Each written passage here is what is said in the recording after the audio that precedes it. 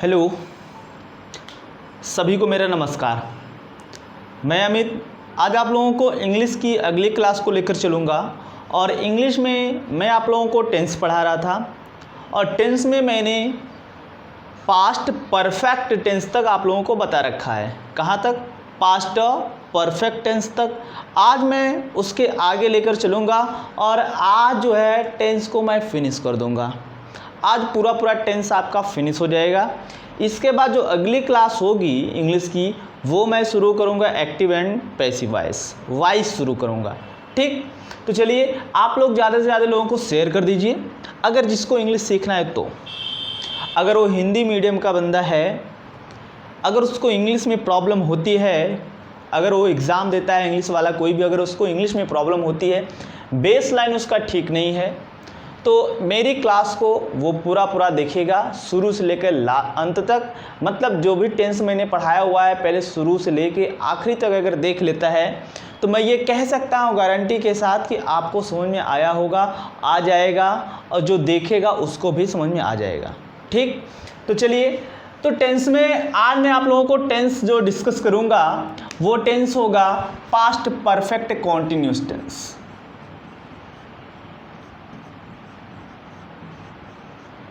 Past perfect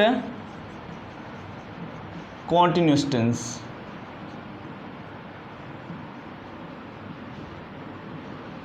clear? देखिए, आपको अगर प्रेजेंट परफेक्ट कॉन्टिन्यूअस का स्ट्रक्चर याद है तो पास्ट परफेक्ट कॉन्टिन्यूअस का भी स्ट्रक्चर याद होगा। थोड़ा सा इंटरचेंज है और कुछ नहीं। तो सबसे पहले मैं हमेशा की तरह पहचान बताता हूँ, तो पहचान बताऊँगा। तो पहचान क्या होगा? तो टेंस की ये जो पास्ट परफेक्ट कॉन्टिन्यूअस टेंस है, कहा जाता है कि जिस हिंदी वाक्य में समय के साथ विद रेस्पेक्ट टू टाइम, समय के साथ रहा था, रही थी, रहे थे, रहा था, रही थी, रहे थे आदि शब्द आए तो वहाँ पर पास्ट परफेक्ट कॉन्टिन्यूअस टेंस होता है। तो वहाँ पर पास्ट परफेक्ट कॉन्टिन्यूअस टेंस होता है। क्लियर? जैसे मैं आपको एग्जांपल बोल दूँ, मैं एग्जांपल बोलूँ, जैसे मैं कह दूँ वह 4 घंटे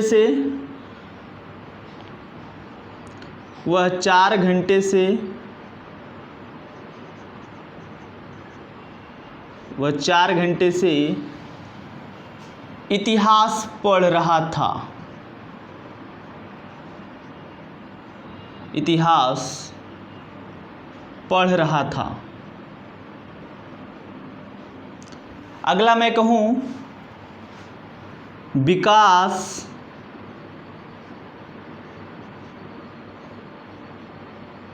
सुबह से दौड़ रहा था।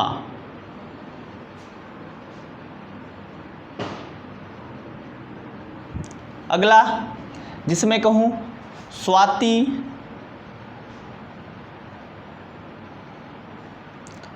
दो साल से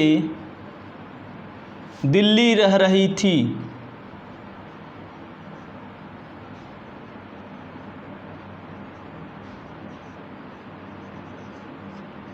ठीक, ये सब सारे सेंटेंस जो हैं वो पास्ट परफेक्ट कॉन्टिन्यूअस के। कैसे? समय के साथ, देखो ये दे रखा है ना 4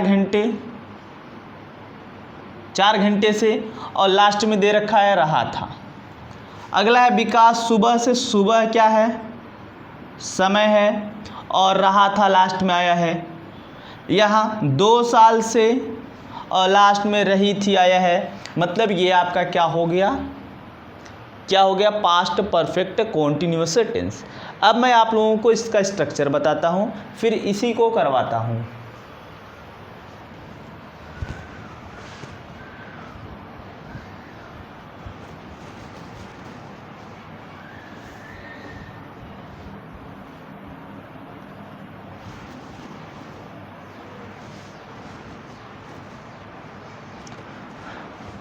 देखना इसका स्ट्रक्चर क्या है। पहले मैं अफर्मेटिव का स्ट्रक्चर लिखूंगा। कहा जाता है कि सब्जेक्ट प्लस इसमें हेल्पिंग वर्ब जो लगता है वो हैड लगता है।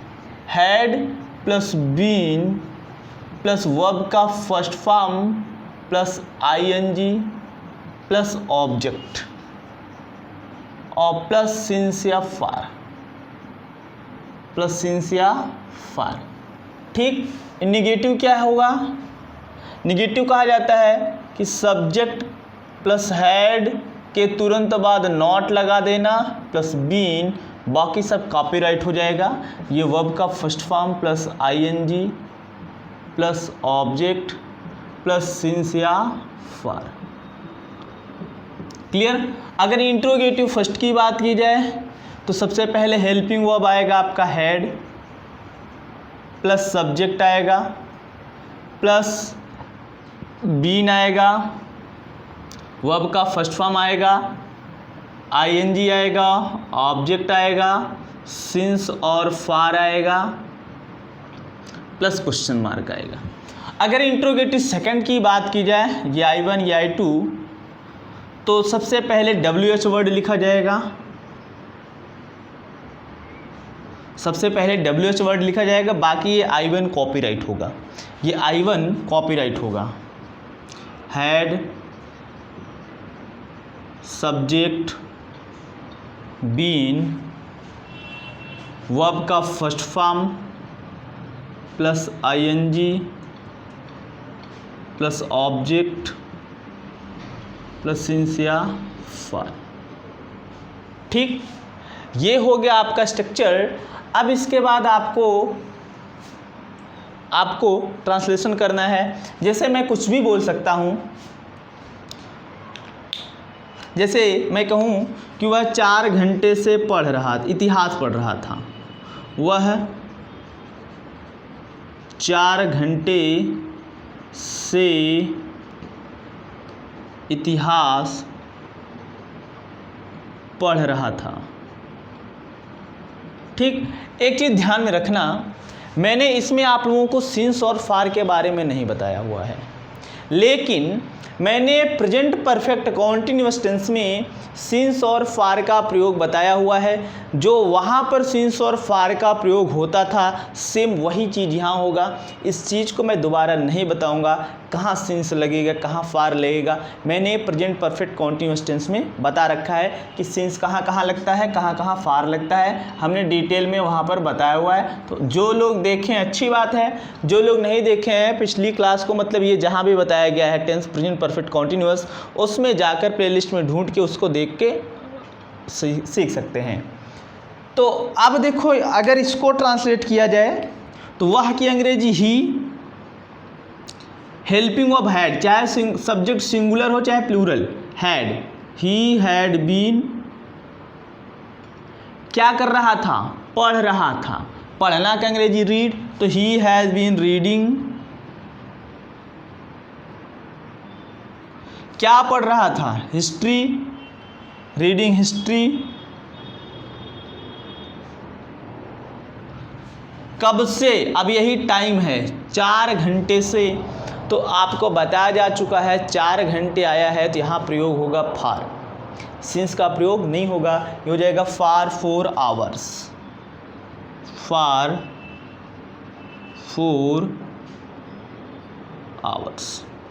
क्लियर? ये चीज़ क्लियर है, नोट करिए। फिर अगला सेंटेंस मैं बोलता हूँ उसको आप लोग ट्रांसलेट करिएगा। मेन मकसद है आप लोगों का स्ट्रक्चर सीखना। अगर आप लोग स्ट्रक्चर सीख जाते हो तो सब कुछ सीख जाओगे, स्ट्रक्चर नहीं सीखोगे तो फिर मुश्किल होगी।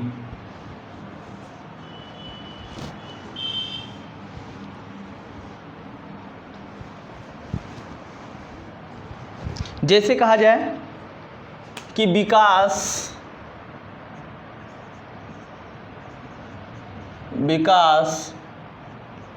सुबह से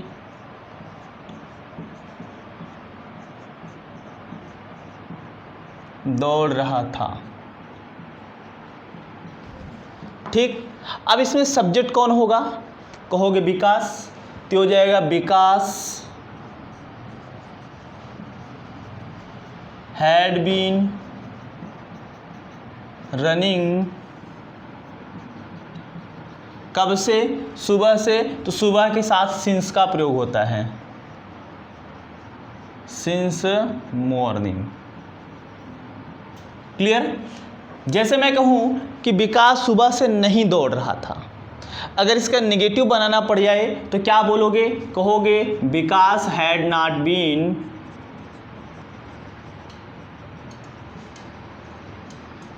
बीन रनिंग सिंस मॉर्निंग। अगर इंट्रोगेटिव की बात की जाए, इंट्रोगेटिव फर्स्ट, तो कैसे आप इसको ट्रांसलेट करोगे, कहोगे हैड को पहले कर दिया जाए, हैड विकास बीन रनिंग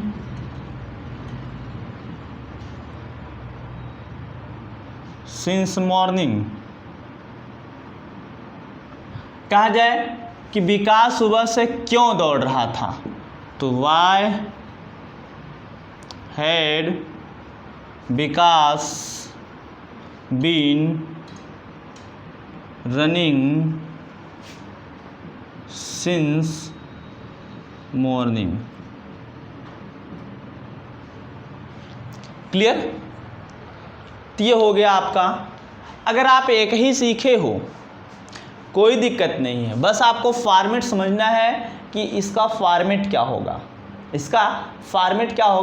इसके बाद तो आप कर ही सकते हो। आपको मीनिंग अगर आएगी, वर्ड्स की स्पेलिंग आएगी, जैसे ये आपका वर्ब है, कौन सा वर्ब दिया हुआ है अगर आपको पता है तो कर ले जाओगे। फिलहाल मैं आप लोगों को एक करवा देता हूँ। लिखना स्वाति 2007 से दिल्ली रह रही थी।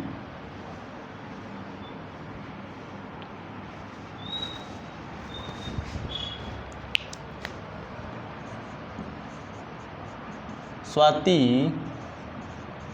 2007 से दिल्ली रह रही थी। ठीक। तो अगर इसको ट्रांसलेट करोगे कैसे, तो कहोगे स्वाति हैड बीन लिविंग, कहाँ, दिल्ली,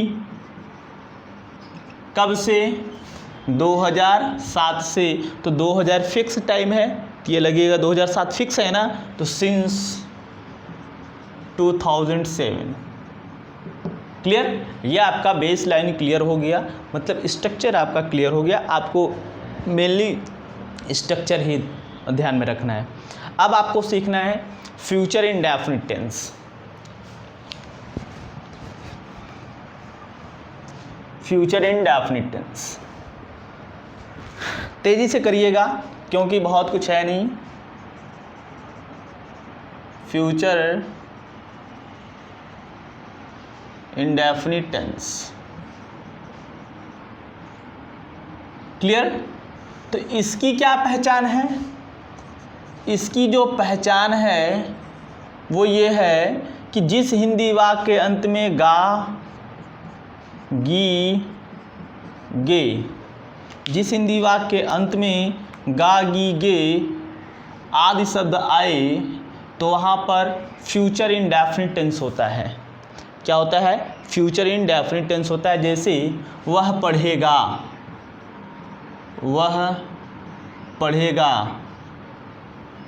तुम कल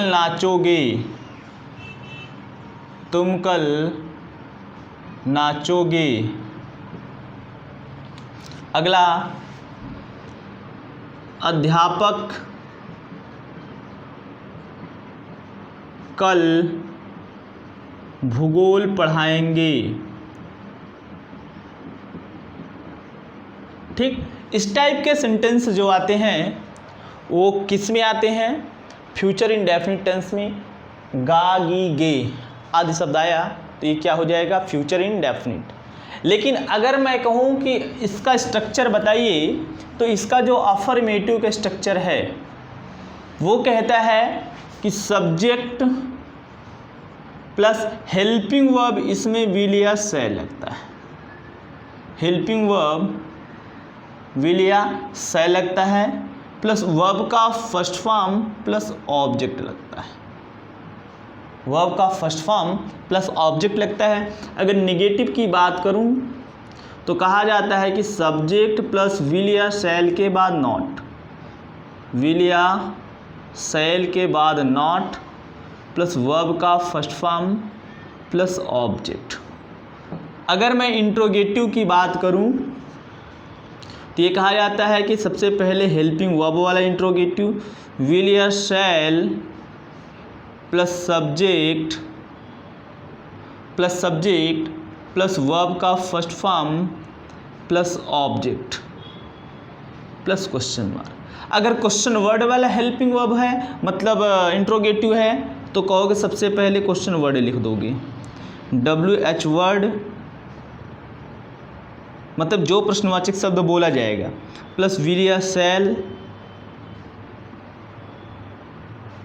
शैल प्लस वर्ब का first form plus subject plus verb का first form plus object plus question mark.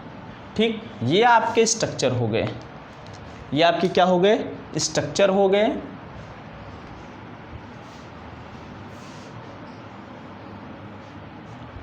ये चीज़ आपको समझ में आई। अब इसके बाद इसमें कहा जाता है ना, क्या कहा जाता है, इसमें ये कहा जाता है कि कहाँ पर विल लगेगा, कहाँ पर शैल लगेगा, कहाँ पर विल लगेगा, कहाँ पर शैल लगेगा। मैं कहता हूँ या ग्रामर कहता है, जो ग्रामर के अकॉर्डिंग है, ग्रामर कहता है कि केवल आई और वी के साथ, आई और वी के साथ शैल का प्रयोग होता है, आई और वी के साथ शैल का प्रयोग होता है, बाकी सभी के साथ विल का प्रयोग होता है। अगर मेरा सब्जेक्ट आई और वी है तो उन्हीं के साथ केवल शैल का प्रयोग होगा, बाकी सभी जितने सब्जेक्ट होंगे उनके साथ विल का होगा। जैसे ही, सी, इट, यू, दे, इन सब के साथ किसका प्रयोग होगा, विल का प्रयोग होगा। किसका प्रयोग होगा, विल का प्रयोग होगा। लेकिन मॉडर्न इंग्लिश कहता है कि चाहे जैसा भी सब्जेक्ट हो, आई, वी, यू, दे, कुछ भी हो, सबके साथ हम विल का प्रयोग करते हैं, सबके साथ हम विल का प्रयोग करते हैं। कौन सी English, modern English. Modern English का मतलब ये है कि जो अब ट्रेंड में इंग्लिश स्पीक की जाती है, बोली जाती है, यानी स्पीकिंग लैंग्वेज में शैल ऑब्सोलीट हो गया है। शैल को क्या कर दिया गया है, out of trend, obsolete. Obsolete का मतलब होता है इसको प्रचलन से बाहर कर देना। ठीक, यानी शैल को ऑब्सोलीट कर दिया गया, ट्रेंड से बाहर कर दिया गया। कहाँ पर, स्पीकिंग लैंग्वेज में। लेकिन ग्रामेटिकल लैंग्वेज में, ग्रामर में आप आई और वी के साथ शैल का प्रयोग करोगे, नहीं तो आपका गलत हो जाएगा। क्लियर, इतनी बात आपको समझ में आई। अब मैं इसको ट्रांसलेट करता हूँ। जैसे पहला वाला क्या सेंटेंस है, वह पढ़ेगा। क्या है, वह पढ़ेगा, तो वह की अंग्रेजी क्या होगी, ही। अब ही के साथ विल लगेगा कि शैल लगेगा, कहोगे will, he will read, he will read. अगला, तुम कल नाचोगे। तुम की अंग्रेजी क्या हो जाएगा, यू के साथ विल, यू विल डांस। कब, कल। लेकिन कल, इसमें कौन सी कल, कल दो प्रकार का होता है, एक बीता हुआ, एक आने वाला। तो फ्यूचर में हमेशा आने वाला ही प्रयोग किया जाएगा, यानी टुमारो। ये हो जाएगा you will dance tomorrow, TOMORROW। अगला कहा जाए, अध्यापक कल भूगोल पढ़ाएंगे। अध्यापक कल पढ़ाएंगे। अब यहाँ सिंगल टीचर की बात की जा रही है। अब सिंगल टीचर हो चाहे प्लूरल तो विल ही लगेगा, तो कहोगे द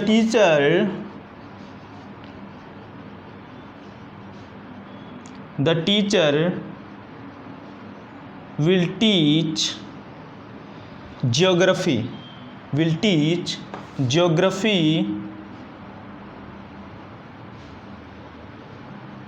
कब? कल। अब कौन सा कल? आने वाला टुमारो। ठीक, इतनी बात समझ में आई? अगर इतनी बात समझ में आई तो एक आध सेंटेंस में और बोलता हूँ, आप इसको और स्ट्रक्चर को स्क्रीनशॉट कर लीजिए।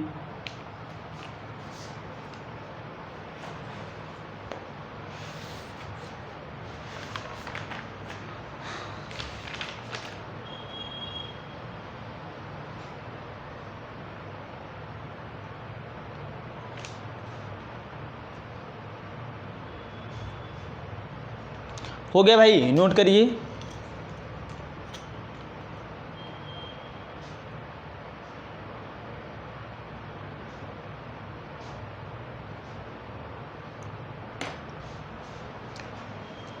लिखिए। अगला जैसे मैं बोलूं कि मोदी जी, लिखना मोदी जी कल भाषण देंगे। मोदी जी कल भाषण देंगे, इसको आप ट्रांसलेट करिएगा।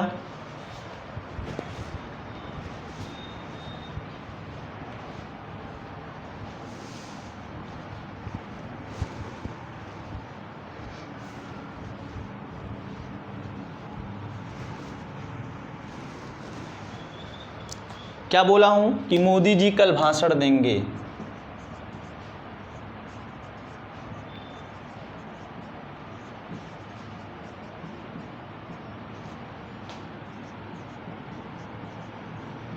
तो यहाँ आप कैसे ट्रांसलेट करोगे? पहले सब्जेक्ट ढूंढोगे, सब्जेक्ट है मोदी जी, तो कहोगे मोदी जी, मोदी जी के साथ क्या लगेगा? Will. Modi ji will deliver the speeches या डिलीवर द स्पीच। कब? कल, आने वाला कल यानी tomorrow.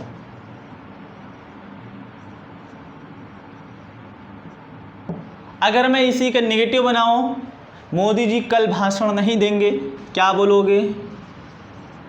Modi ji will not deliver the speech tomorrow.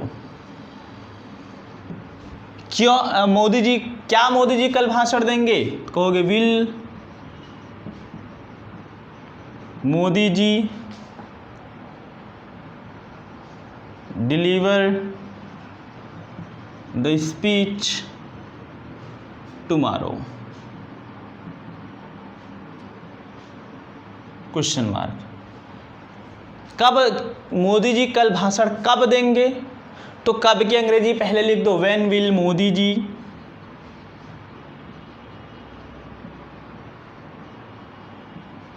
ये सॉरी यहाँ कैपिटल एम लिखा जाएगा। प्रॉपर नाउन हमेशा कैपिटल लेटर में लिखा जाता है। Modi ji deliver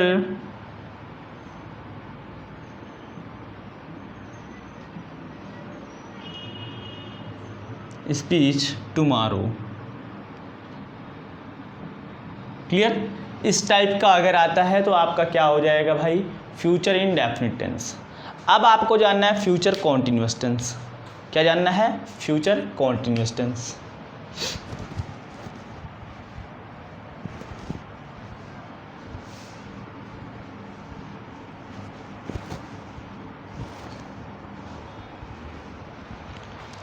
future continuous tense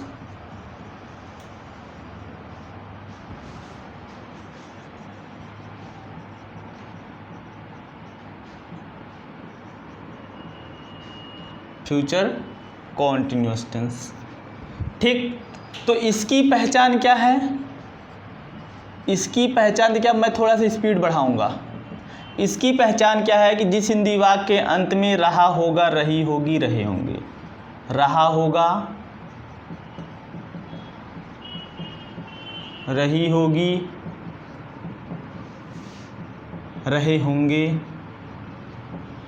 तो वहाँ पर क्या होता है, क्या होता है भाई, फ्यूचर कॉन्टिन्यूअस टेंस। रहा होगा, रही होगी, रहे होंगे अगर आता है तो क्या होगा, फ्यूचर कॉन्टिन्यूअस टेंस। जैसे मैं कहूँ वह पढ़ रहा होगा, वह पढ़ रहा होगा, वे दौड़ रहे होंगे, वे दौड़ रहे होंगे, अध्यापक पढ़ा रहा होगा, अध्यापक पढ़ा रहा होगा। ठीक, इस टाइप की जो सेंटेंस हैं ये क्या है, फ्यूचर कॉन्टिन्यूअस टेंस हैं। तो हमें जानना पड़ेगा इनका सब स्ट्रक्चर, इनका स्ट्रक्चर जानना पड़ेगा। अब एक ही स्ट्रक्चर मैं बताऊंगा, बाकी आप नेगेटिव इंट्रोगेटिव सब बना ले जाओगे। ठीक, जैसे इसका अफर्मेटिव का स्ट्रक्चर मैं कहूँ तो इसके अफर्मेटिव के स्ट्रक्चर कहता है कि सबसे पहले सब्जेक्ट आएगा, फिर हेल्पिंग वर्ब विल या शैल, विल या शैल, एक नया चीज़ इसमें ऐड होता है बीई प्लस वर्ब का first form plus ING plus object. ये आपका होगा स्ट्रक्चर। बस इतना ही अगर याद रखते हो तभी आपका काम हो जाएगा। बाकी आपको पता है विल का प्रयोग कहाँ होगा, शैल का प्रयोग कहाँ होगा, ये आपको पता है। जैसे मैं इसका ट्रांसलेशन करूँ कि वह पढ़ रहा होगा तो वह की अंग्रेजी क्या होगी, ही। और ही के साथ विल लगेगा, ही विल बी, पढ़ना की अंग्रेजी रीडिंग, रीड होता है आईएनजी लगेगा, ही विल बी रीडिंग। वे दौड़ रहे होंगे, वे की अंग्रेजी दे विल बी रनिंग, क्योंकि दे के साथ विल लगेगा, दे विल बी रनिंग। अध्यापक पढ़ा रहा होगा, the teacher will be teaching, the teacher will be teaching. अगला जैसे मैं कहूँ मैं या हम कल अपना काम कर रहे होंगे, कर रहे होंगे, तो हम के अंग्रेजी वी, तो वी के साथ क्या लगेगा, वी शैल, इसके बाद we shall be doing. We के साथ अपना का क्या लगता है, our, we shall be doing our work, we shall be doing our work. Clear, बस इतना ही जानना है आपको। ये स्ट्रक्चर समझ में आ गया तो बहुत अच्छी बात है, इससे ज़्यादा आपको जानना भी नहीं है। बाकी मैं आपको बता रखा हूँ कौन कैसे फॉर्मेट उसका बनता है, आप बना लेना सबको। अब हमको जानना पड़ेगा फ्यूचर परफेक्ट टेंस।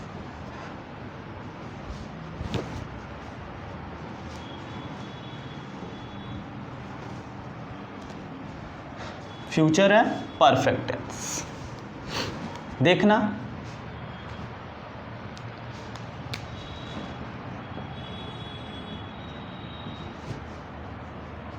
फ्यूचर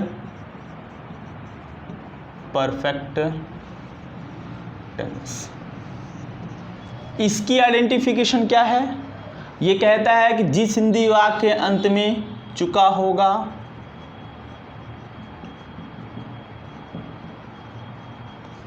चुकी होगी,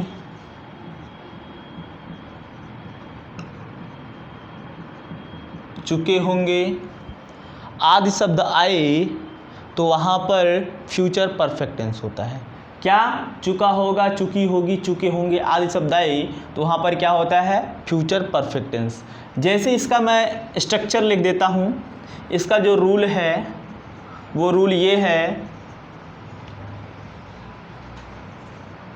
रूल इसका जो है वो ये है, कहा जाता है कि सब्जेक्ट प्लस हेल्पिंग वर्ब जो लगता है विल हैव लगता है, विल हैव या शैल हैव लगता है, प्लस वर्ब का third form plus object. Clear? बस इतना याद रखना है कि इसका हेल्पिंग वर्ब क्या लगेगा। सब्जेक्ट प्लस विल हैव या शैल हैव प्लस वर्ब का थर्ड फॉर्म प्लस ऑब्जेक्ट। जैसे मैं कहूँ वह खाना बना चुकी होगी, वह खाना बना चुकी होगी। ठीक, तो वह है, अब चुकी होगी फीमेल की बात किया गया है तो शी। अब आपको पता है विल या शैल कहाँ लगेगा, बाकी हैव तो सबके साथ लगता है। तो ये शी विल हैव बनाना मतलब पकाना, she will have cooked food, cooked food. Clear? ये आपका हो गया। जैसे मैं कहूँ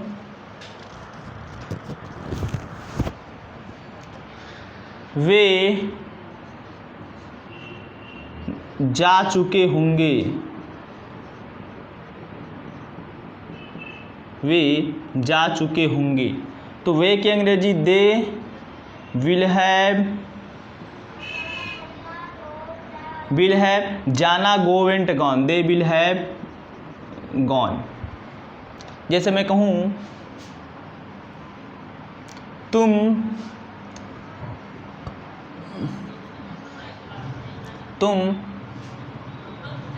मूवी देख चुके होगे, या ऐसे करो तुम छोड़ के लिखो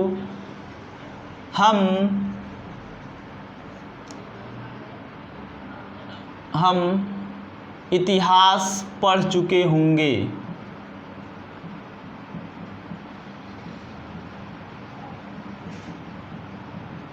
तो हम की अंग्रेजी we shall have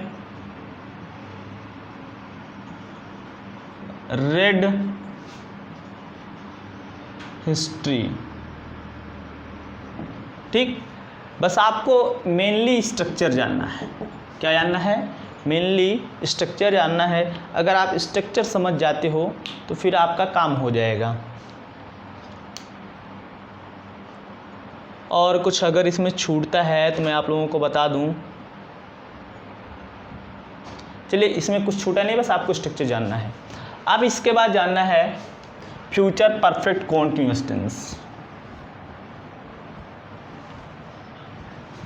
future perfect continuous tense.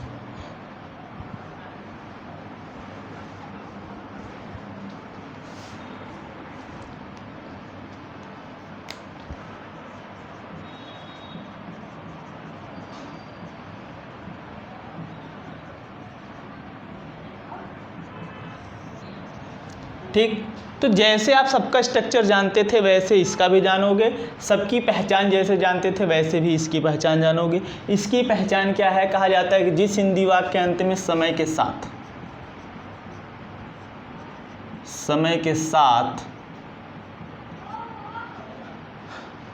साथ रहा होगा, रही होगी,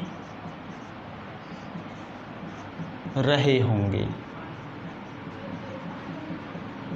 आदि शब्द आए तो वहाँ पर फ्यूचर परफेक्ट कॉन्टिन्यूअस टेंस होता है। क्या होता है? फ्यूचर परफेक्ट कॉन्टिन्यूअस टेंस होता है। जैसे अगर मैं इसका जो है स्ट्रक्चर लिखूं तो इसका स्ट्रक्चर आता है, कहता है subject plus helping verb will have या शैल हैव, प्लस इसमें जुड़ता है बीन प्लस वर्ब का first form plus ING plus object plus since या फार। और ये सिंस और फार आपको प्रेजेंट परफेक्ट कॉन्टिन्यूअस टेंस में बताया जा चुका है।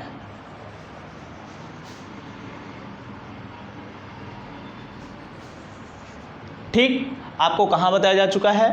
प्रेजेंट परफेक्ट कॉन्टिन्यूस टेंस में बताया जा चुका है, विल शैल कहाँ लगेगा सब बताया जा चुका है। आप डायरेक्ट आइए एग्जाम्पल पर। वे 2 घंटे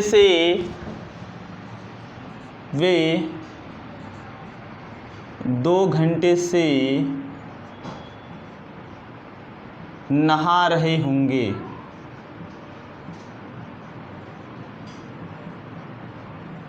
ठीक, इसको ट्रांसलेट करो। अगर इसको ट्रांसलेट करते हो कहोगे वे की अंग्रेजी दे। अब दे है तो विल लगेगा, तो विल के साथ हैव लगेगा, दे विल हैव। इसके बाद क्या लगता है, बीन लगता है। क्या लगता है, been, they will have been. अब इनका मेन काम क्या है, नहाने का, तो बैथिंग। कब से, 2 घंटे से। अब 2 घंटे है, इसके साथ सिंस लगेगा कि फार, कहोगे फार 2 आवर्स, फॉर 2 आवर्स। जैसे मैं कहूँ लड़कियां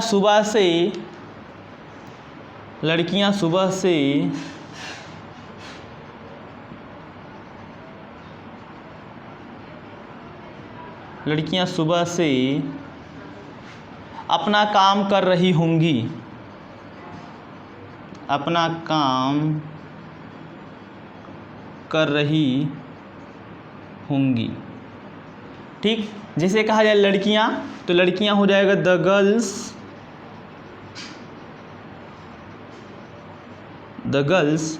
विल हैव बीन डूइंग। अब लड़कियां हैं, एक लड़की है नहीं जो हर लगाओगे, बहुत सारी लड़कियां हैं तो दियर लगाओगे, डूइंग दियर वर्क। कब से, सुबह से। सुबह के साथ क्या लगता है, सिंस की फार, कहोगे सिंस लगता है, कहोगे सिंस मॉर्निंग। ठीक, इतनी बात आपको समझ में आई, नोट करिए, फिर आगे लेकर चलते हैं।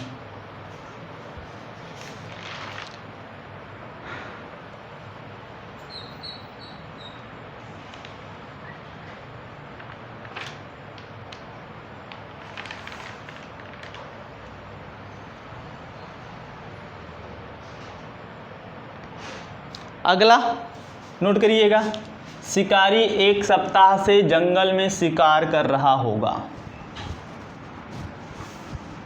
शिकारी 1 सप्ताह से जंगल में शिकार कर रहा होगा।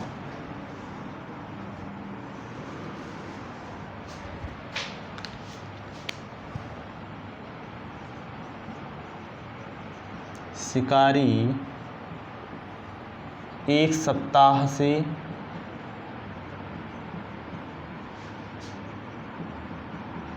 जंगल में शिकार कर रहा होगा।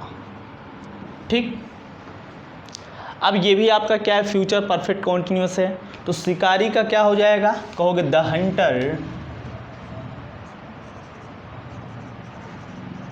Hunter will have been hunting। कहाँ, फॉरेस्ट में, in the forest।